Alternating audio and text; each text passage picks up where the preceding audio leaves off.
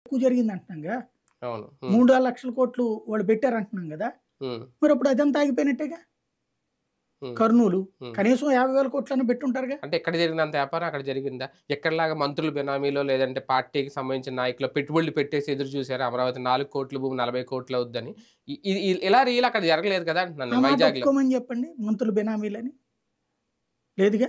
అంటే ఇక్కడిలాగా ఒక 55,000 ఎకరాలైతే లేదు కదా అక్కడ రెడీగా. ఇక్కడ ఆ స్థాయి 55,000 భూ ఎకరాలనేది రైతులకు సంబంధించి. దాంట్లో అవును. మంత్రులకు సంబంధం లేదు. అదే అంటున్నాను. ఆ హ్మ్. చుట్టూ కొనుక్కున్నది. అవును.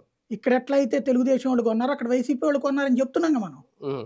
అన్నీ అనేది అదే ఒక 55,000 ఎకరాలు ప్రభుత్వం డెవలప్ చేస్తదనుకున్నప్పుడు మీరన్నట్టు చుట్టూ ఆటోమేటిక్‌గా ఇంకొక ఒక 1,00,000 ఎకరాలు ఎంతో అవుతది వ్యాపారం. అక్కడ అది లేదు కదా అంటున్నాను నేను. అసలు అంత ఎక్కడుంది? ఎందుకు లేదు అక్కడ మొత్తం అసలు ఇక్కడ ఇంకా 55,000 రైతుల కన్నా ఎళ్ళింది. అవును. హ్మ్. మిగతాదంతా పబ్లిక్ వీళ్ళదంటున్నాం గదా! చుట్టూ హ్మ్. కొన్నది. హ్మ్. అక్కడ కూడా అంతే అంటున్నాం గదా!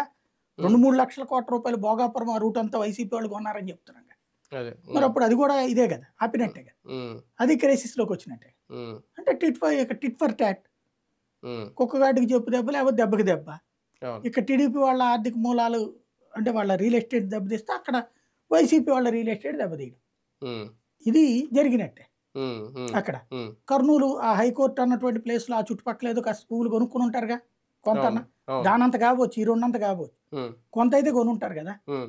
అది కూడా లాస్ అయినట్టే గదా! అవును. అక్కడ హ్మ్. గూడా. హ్మ్.